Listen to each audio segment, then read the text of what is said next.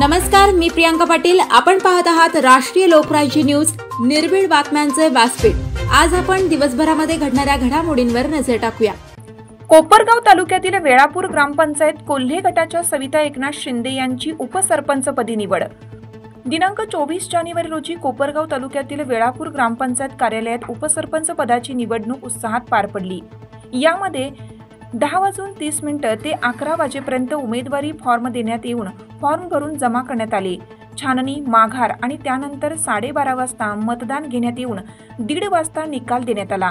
तसेच काळे गटाचे उमेदवार निलेश काळे यांना 4 मतदान झाले, तर कोल्हे गटाच्या सविता एकनाथ शिंदे यांना 6 सदस्यांचे मतदान झाले। निवडणूक अधिकारी ग्रामसेवक श्री मधुकर पगारे यांनी कोल्हे गटाच्या सविता एकनाथ शिंदे यांची विजयी उमेदवार म्हणून घोषणा केली। कोल्हे गटाकडून वेळापूर गावात धनगर समाजाला प्रथमच न्याय देत धनगर समाज युवा मल्हार सेना महाराष्ट्र राज्य तालुकाध्यक्ष श्री एकनाथ शिंदे यांच्या पत्नी सविता एकनाथ शिंदे यांची उपसरपंचपदी निवड करण्यात आली।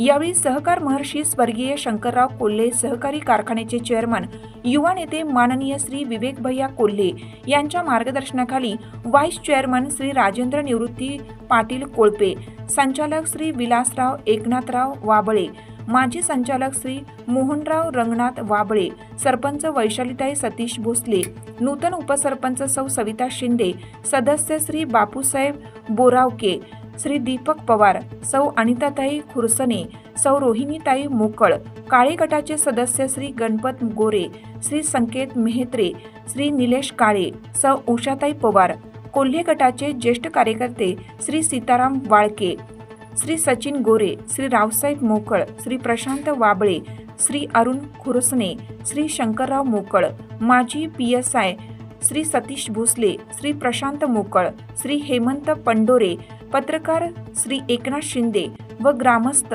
उपस्थित होते। कोपरगाव प्रतिनिधी एकनाथ शिंदे।